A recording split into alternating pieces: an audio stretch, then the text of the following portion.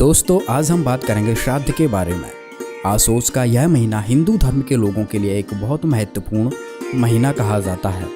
इस माह में लोग अपने पूर्वजों को याद करके उनके निमित्त किसी ब्राह्मण को भोजन करवाते हैं व अपने घर की छत पर रोटी रखकर कौवे को भोग लगाते हैं। यह सब क्रिया इस महीने में हर वर्ष दोहराई जाती है। समाज में यह धारणा व्याप्त है कि ऐसा करने से पूर्वज तृप्त होते हैं, इसलिए यह क्रिया लंबे समय से समाज में व्याप्त है। इस कारण लोग इसके लाभ और हानि के बारे में विचार नहीं करते। अपने सद्ग्रंथ समाज में व्याप्त इस क्रिया का कोई आध्यात्मिक महत्व नहीं बतलाते हैं और यही बात संतों ने अपनी अमर वाणी से समाज में स्थापित करने का प्रयास किया है। इस क्रिया की व्यर्थता को उजागर करते हुए कबीर जी कहते हैं, जीवित बाप के लट्ठम लट्ठा, मरते गंग पहुँचैया, जब आवे आसोस का महीना, कौआ बाप बनैया। मार्कंडेय पुराण में भी इस संबंध में रुचि ऋषि का एक प्रसंग आता है। आइए देखते हैं क्या है वो प्रसंग। एक मार्कंडेय पुराण है। एक रुचि नाम के ब्राह्मण थे, ऋषि, और उसने वेदों को समझा पढ़ा कि मनुष्य जीवन, ये ज्ञानी आत्मा थे कि मनुष्य जीवन केवल मोक्ष प्राप्ति के लिए प्राप्त होता है। इसलिए उसने ना तो विवाह कराया, ब्रह्मचारी पद पर रहते हुए 40 वर्ष की उम्र हो गई थी और अपना जंगल में, वन में रहता था। कोई मकान झोंपड़ी भी नहीं डाल रखी थी। ये सोच करके मोक्ष प्राप्ति करानी है और ना क्या संग्रह करना है, 2 दिन का जीवन है। अब वो वेदों अनुसार साधना कर रहा था, रुचि ऋषि। और उसके जो पिताजी, दादाजी, परदादाजी, चौथा दादाजी, वो मर चुके थे, वह भूत बन रहे थे और वह भी ऋषि थे, ब्राह्मण थे। उनने भी ये कर्म कांड करे और करवाए थे तो भूता बनेंगे वह। तो वो चारों दिखाई दिए और कहा, बेटा तूने विवाह क्यों नहीं करवाया? विवाह करवा के तुम हमारा श्राद्ध करता है और हमारी गति हो जाती। अब रुचि कहने लगा कि पितामहो, वेद में तो ये मना कर रखा है, ये श्राद्ध श्रुद्ध निकालना, ये कर्म कांड करना, ये तो मूर्खों का मार्ग है। और वो पितर भी कहते हैं, बेटा है तो ऐसा ही, इसमें कोई संदेह नहीं, मिथ्या नहीं है, सच्चाई है। लेकिन हमारा क्या होगा? एक तुम बाढ़ में जाओ, थारा क्या होगा? आप मरे, अरे पुत्र और मरवाने के लिए तैयार करे। या देखो मार्कंडेय पुराण, ये गीता प्रेस गोरखपुर से प्रकाशित है। ये गीता प्रेस गोरखपुर से प्रकाशित है। 242 पृष्ठ पे संक्षिप्त मार्कंडेय पुराण, रोच्य मुनि की उत्पत्ति कथा। मार्कंडेय जी कहते हैं कि ब्राह्मण, पूर्व काल की बात है, प्रजापति रुचि ममता और अहंकार से रहित इस पृथ्वी पर विचरते थे। उन्हें किसी से भय नहीं था, वे बहुत कम सोते थे। उन्होंने न तो अग्नि की स्थापना की थी, न अपने लिए घर ही बना रखा था। वे एक बार भोजन करते और बिना आश्रम के ही रहते थे। उन्हें सब प्रकार की आसक्तियों से रहित एवं मुनिवर्ती में रहते देख उनके पितरों ने उनसे कहा,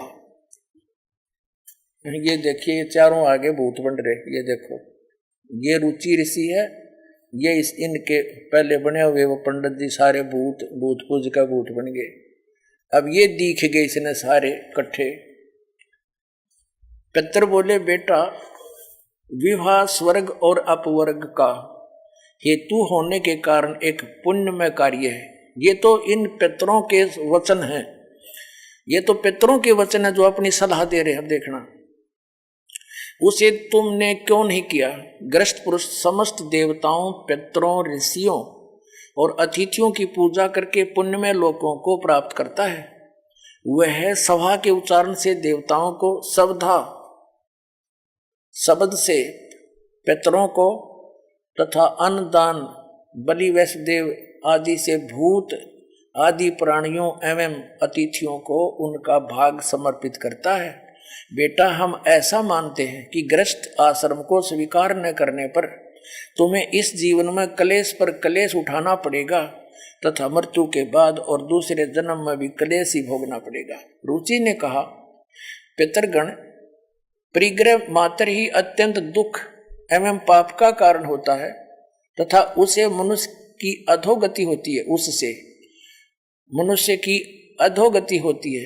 यही सोचकर मैंने पहले से त्रिसंग्रह नहीं किया। अब यहां देखो, पितर बोले बेटा जितेंद्रिय होकर आत्मा का प्रक्षालन करना उचित है, किंतु तुम जिस मार्ग पर चल रहे हो वह मोक्ष मार्ग है। बता, इसने तो घटिया मान रहे मोक्ष मार्ग ने कि तुम जो कर्म कर रहे हो जिस मार्ग पर चले तो मोक्ष मार्ग है। अरे हम बतावांगे पितृवृंद का मार्ग। देखिए रुचि ने पूछा, पितामहो वेद में कर्म मार्ग को अविद्या कहा गया है, जो तुम सलाह दे रहे हो वो कर्म कांड श्राद्ध श्रुद्ध निकालना पितृ पूजना वो तो मूर्खों का सलाह कही है, फिर क्यों आप लोग मुझे उस मार्ग में लगाते हैं। पितर भी कहते हैं, पितर बोले यह सत्य है कि कर्म को अविद्या ही कहा गया है, इसमें तनिक भी मिथ्या नहीं। फिर थारा सिर बच गया, फिर क्या रह गया बता भाई। ये हमारे पुराणों में लिखा है। अब इस बात को पितर भी मानते हैं कि आप जो साधना करें तो मोक्ष मार्ग है, और आप फिर उसको सलाह दे रहे हैं भूत पूज श्राद्ध निकाल ब्याह करवा, और यो नरक मार्ग है। और आप भी मानते हैं कि आप जो मार्ग अपना रहे हो तो मोक्ष मार्ग है। और रुचि कहता है वेद के अंदर तो इसको अविद्या मूर्खों की साधना बताइए, तो पितर भूत पूजना श्राद्ध निकालना, और पितर स्वीकार भी कर रहे हैं, कहा ऐसा ही है, इसमें कोई मिथ्या नहीं। फिर ये बकवाद घट रखी, अगर मुगरुम ऐसा कर लो, पितर ऐसा कर देते हैं, पितर पुत्र दे देते हैं, टट्टू दे देते हैं, आपा भूखे मरे बतावे, मूर्ख बना रखा है। एक बार क्या था, परमात्मा कबीर जी काशी में गंगा घाट पर चले गए। गंगा का एक घाट बना हुआ है, वहां पर ये ब्राह्मण लोग सूर्य को यानी ऐसे सूर्य की तरफ मुंह करके गंगा से जल उठावें और वहीं डाल दें। कबीर साहब बढ़कर उसमें गंगा में घुटनों पानी में और ऐसे नौकरन लगे गंगा के जल को पटरी पर फेंक रहे पूरी स्पीड तक। अब वो सारे पंडित जी अपना काम छोड़ कर कबीर साहब की ओर देखने लगे, कहने लगे वो कबीर ये क्या कर रहा तू। कबीर जी बोले आप क्या कर रहे हो, मैंने ना पूछा, तुम क्यों पूछ रहे हो मेरे से, पहले आप बताओ आप क्या कर रहे हो। कि हम अपने पितरों को स्वर्ग में जल भेज रहे हैं, ये हम यहां जल डाल रहे हैं ना ऐसे मंत्र बोलकर ऐसे सूर्य की तरफ मुंह करके, ये वहां स्वर्ग में हमारे भूखे प्यासे पितरों को जल प्राप्त होगा। परमात्मा बोला मैंने एक बगीची लगा रखी अपनी झोपड़ी के आगे, और मैं उस झोपड़ी को उस बगीची को सींच रहा हूं। फिर मंड के करड़े हो गए। तो वो कहने लगे रे भोले आदमी इतनी दूर कैसे जाएगा जल, ये तो यहीं पड़ा है। वो तेरी झोपड़ी के आगे बगीची जो छोटी सी लगा रखी वो कैसे सिंचाई होगी इससे, कि एक लाखों किलोमीटर दूर मील दूर तुम्हारे पितरों को स्वर्ग में ये पानी मिल सकता है, तो ये 2 किलोमीटर पर क्या दिक्कत आएगी इसको। तो उनकी चौंध टूट गई। पंडित जिया ने फिर अपना गलती स्वीकार की, माल की शरण ग्रहण करी। इस प्रकार आपने देखा कि श्राद्ध आदि करना मोक्ष मार्ग नहीं है, बल्कि इसके उल्ट पितृ पूजा करने से हम सभी भी पितृ बन जाएंगे, हमारा आत्म कल्याण नहीं हो सकता। गीता जी का अध्याय 9 श्लोक 25 भी इसका प्रमाण है कि पितृ पूजा करने वाले पितृ बनते हैं। सदग्रंथों के साथ साथ संत भी अपनी लीलाओं से इस तरह के उदाहरण हमारे लिए छोड़कर जाते हैं, जिससे हम इन कुप्रथाओं से आसानी से समझकर पीछे हट सकें। ऐसा ही एक प्रसंग संत गरीबदास जी से जुड़ा हुआ है। संत गरीबदास जी हरियाणा के झज्जर में एक परम संत हुए हैं। एक किसान उनके पास आता था, उसे संत जी की बातें बहुत अच्छी लगती थी, इसलिए वो उनके पास रोज आता था। आइए जानते हैं उसके बाद क्या होता है। पुणात्माओं, आदरणीय गरीबदास साहिब जी जिनको गांव छुड़ानी जिला झज्जर के हरियाणा वाले, इनको परमात्मा मिले थे। परमात्मा ने इनको ये ज्ञान फीड कर दिया था इनके अंदर। इनका एक शिष्य था गांव का ही किसान ही, ये भी किसान थे, और वो डेली आता था, बड़ा श्रद्धालु था, डेली आता था दर्शनार्थ, लेकिन एक दिन ना आया। गरीबदास साहिब जी ने पूछा कि बेटा बच्चा क्या बात है, कुशल तो है, आज पहुंचा नहीं तू, कल नहीं आया। तो कहता है जी कल मेरे पिताजी का श्राद्ध था इसलिए नहीं आ पाया। अच्छा भाई, और जी कल भी नहीं आन पाऊंगा, क्या कारण, कि कल मेरी माँ का श्राद्ध से। बोला अच्छा भाई ठीक है। अब रोज ज्ञान दिया करते, सारी समझाया करते, काम हुआ कि वह, क्योंकि लोक लाज और भूल भुलैया। अब परमात्मा ने गरीबदास साहिब जी ने क्या कहा, बेटा एक काम करना, कल जब तेरी माता जी का श्राद्ध तेरे पिताजी को यानी वो पंडित जी लगा लेना भोग भाग, तेरी माता जी ने छका ले, जब पूरी तृप्त कर ले, जब तू थोड़ा सा भोजन बाद में मेरे पास ले आइए, 2 आदमियों का। अब अच्छा जी ठीक है। अब उन्होंने सोचा गुरु जी कोई खाते होंगे, तो जब वो पंडित जी ने सारा काम कर लिया, पे उसके भोग भाग लगा दिया, कुछ वो कौवे जमा लिए, तब वो दो व्यक्तियों का भोजन लेकर के गरीबदास साहिब के पास आ गया।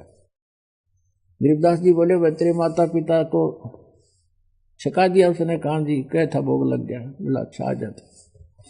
उसको ले गया खेत में, उन्हीं के खेतों में गरीबदास जी ले गए, कहा जा मेरे साथ साथ। उस आदमी व्यक्ति ने सोचा कि किधर खेतों में कोई व्यक्ति होगा, उसके लिए भोजन ले जा रहे हैं गुरु जी। और उनके खेत में एक छोटा सा जलाशय था, जोड़ी थी, छोटा सा खेतों में होता, पशुओं को पानी पिलाने के लिए खोद लेते हैं, और उसके आसपास वो जड़े झाड़ बहुत घने उग जाते हैं ऑटोमेटिकली।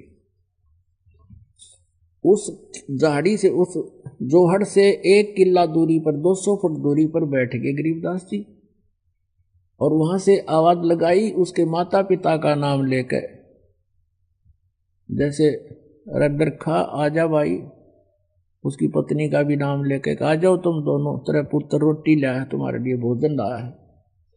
एक गीदड़ एक गीदड़ी भागी आई